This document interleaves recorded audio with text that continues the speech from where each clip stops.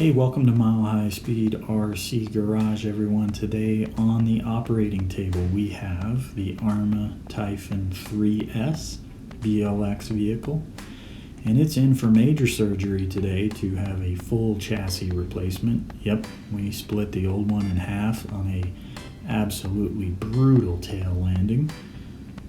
Ooh, yeah, there it is. That is just, it doesn't get easier to watch that over time. That was just awful. Broke a lot of stuff, but the good news is the day wasn't a total throwaway. We had some good jumps on the day, a number of them well over 50 feet, and as you know, we only count them here on the channel if we land on all fours and can drive it back to the controller. So what dawned on me though is with these, with Arrma's 3S line, just how easy these are to work on. And that's, you know, whether it's the Senton, the Big Rock, or the Typhon here, they're all just so, they're basically the same car. Arrma's done a great job with this vehicle, just in terms of making the assembly and disassembly so easy. It's really a pleasure to work on. In the background here, I'm running a quick time-elapse video from another video we have on running your car in the snow and some of the maintenance concerns you may have there. Stripping this car down to its bones in, really, this was under 8 minutes we did it. The time-elapse takes about 2 minutes here. Just shows you how easy it is to do all this stuff and to work on the car, but, and there's always a but, there are some tricks and some quirks to this thing, and people struggle, especially with things like the power module, etc., getting those in and out.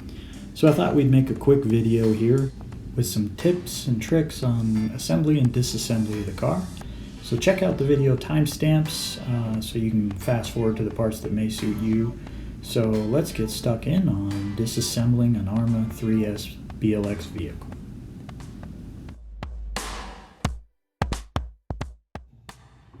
Okay, so when you pop the top of this guy, really one of the first things you're going to want to do is take the easy stuff out to give yourself some room to work. So to get this guy out, there are 4 screws indicated on the bottom of your chassis with a little dot.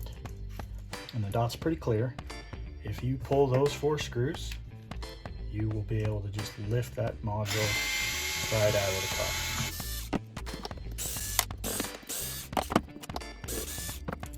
Okay, so 4 screws out. Actually, it's 5 screws, I'm sorry. You also need to get at your steering screw that's right through that hole right there. Boom, 5 screws. That allows the servo to detach from the steering mechanism and out you come. So there is the electronics module out, clearing a lot of room in your chassis for you.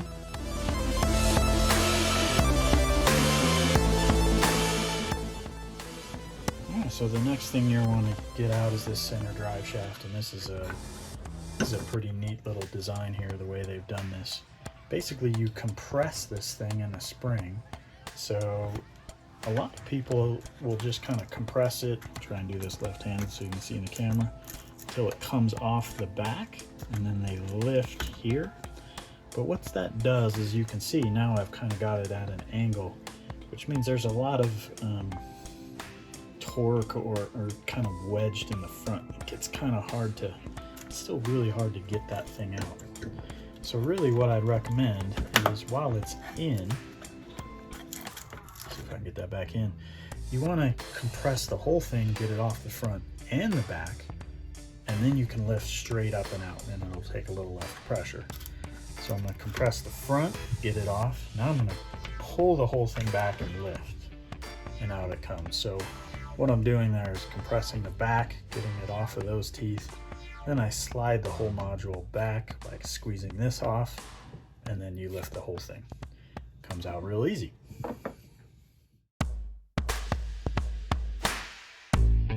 Okay, as for getting this guy back in, this is a pretty easy piece of work. Generally, just getting it on the front first, sliding it onto the input teeth all the way. So now I'm on the front, and then I'm going to kind of compress it back until I can seat that bearing. Okay, and then as I'm pushing down, I'm going to gonna hold it there so that the bearings align. Now I'm gonna compress it. You'll see it sliding within the bearing. That's a good thing. That's gonna allow me to clear this. So I slide it, then push it down, and then just let it go and let that spring engage on the back until it aligns and pops in, okay? Pretty simple procedure for getting your center drive shaft back. Okay, next stop is the power module, which is the motor in this gearbox, and this is probably where people have probably some of the most struggles. It's one screw underneath here. It's a 2.5, so we're going to swap out here. You just attack that center screw, pull that out, and then just give a yank with your with the Velcro straps for your batteries. Just pull that strap across. Boom, that's out. Now comes the fun part.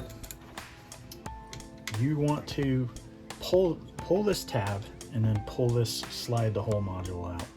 But what happens is there's always dirt and grime in here that keeps this. It's kind of sticky anyway, but dirt and grime makes it stick.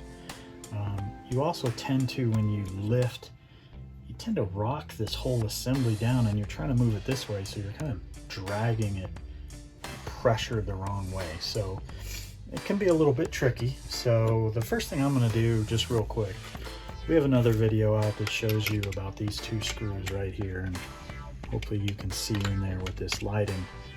These are just two screws that I put in to help protect the motor module from bending.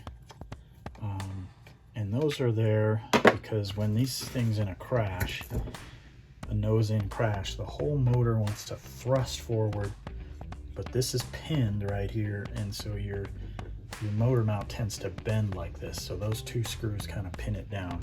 These do not come with your car. This is just a little trick I've done. So take those out. Make sure you get those out if you're using that method, or otherwise you're not going to get this motor mount out of here. And I don't mess around by trying to just get a sizable screwdriver and make your life easy. What you're going to do is pull this tab up, stick a screwdriver in here, and just crank it a little bit until you've got the tabs released. Okay, so I'm going to pull up. Boom, I felt it release. That's all I need to do. You can continue to crank there with the screwdriver and it may work, but you'll see I've created a little bit of separation right here, down low, that I can just put the screwdriver in and then twist. You can see it's just coming right out now. Not very hard. This can be a pain in the butt to get out of these cars, but if you just do this in that sequence, you'll find that it comes out pretty quick and easy. So pull the tab, just crank it, and you'll just feel it pop, and then come in here and get the screwdriver in and just twist it and allow that thing to slide out. So that's getting your power module out.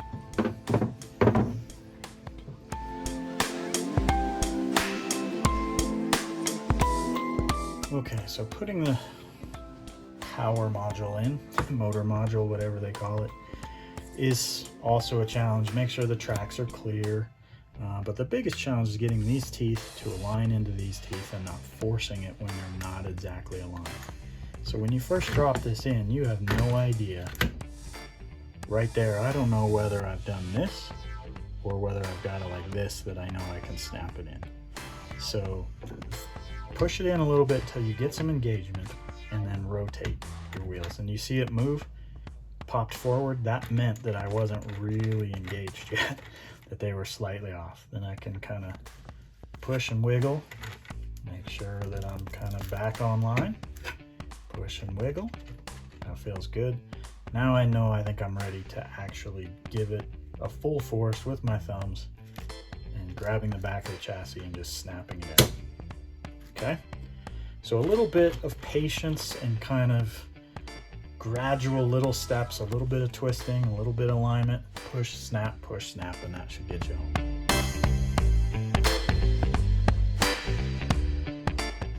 All right, next stop is your differentials. They've made this incredibly easy on these cars to get after your differentials. Underneath the car, for both front and back. We're gonna do the back. The front works the same way. There are 4 screws. There's 2 deep ones, and 2 shallow ones. All are 2.5s. So pull those 4 screws, and they're long. And the front's the same way, 2 in the front and then 2 deep ones. So it's the same 4 screws that you need to get after.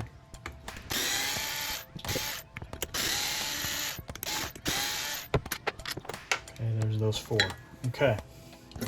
Now watch this. This is actually pretty cool the way Arrma has done this. This allows you to just crank this thing open and drop that out, and then you can just weasel it out. Boom, there's your differentials. And the front works the same way. You just will be prying it from the front as opposed to prying this open. It's almost like a hatchback type thing. And that allows you super quick access to the differentials for cleaning and maintenance.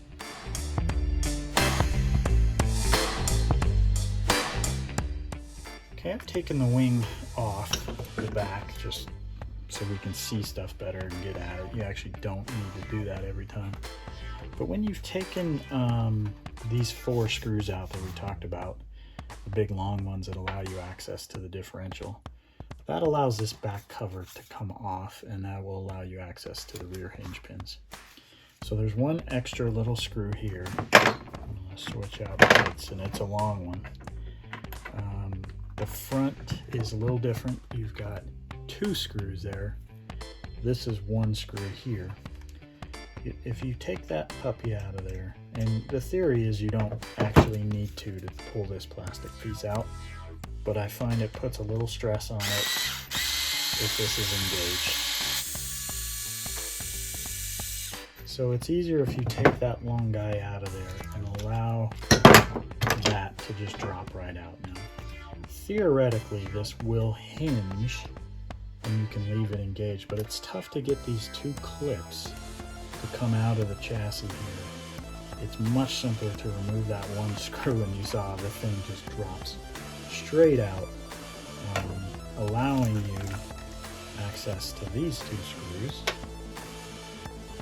in order to pull your hinge pins.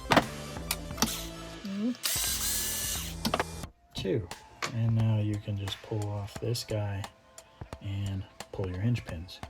So that's how you access those. These clips can be a bit of a booger, so that's why we showed you how to get at those and take a little extra time for it.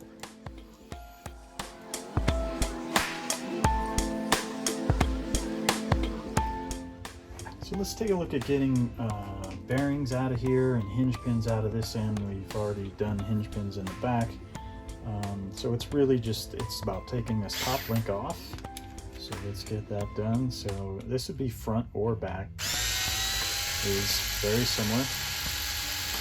So you just pop that first screw out and drop the this off, and then you pull this, and sometimes that bearing is going to come with it. But really, if it does, that's simple, right? What we're going to show is if it doesn't, sometimes they get wedged in there. Actually, there we go. Which is where this comes in. Hey, you can spend a lot of money on tools, or you can use what's handy. This is what Home Depot gives you for free when you buy a can of paint. These things are great for getting in here and just kind of working your way around in a soft circle, lifting that bearing, and it'll come right out. Works for all kinds of cars and all kinds of situations. The next one is to get the hinge pin out, to get the hub off. They've got a kind of a neat little thing here where they just use a simple screw. Kind of, the flat head kind of keeps the pin in. We're going to use another really high-tech tool. Oversized paper clip is the perfect diameter just to shove in the hole here and push the hinge pin out. So there you go. Pops the hinge pin real easy for you. So another high-tech tool for the job, allows you to release that hub, get to the hinge pin. Alright, there's a few tips and tricks for your Arrma 3S vehicles, taking them apart, putting them back together. Hope it helps. Hope it makes your enjoyment of the hobby a little more. Thanks for watching.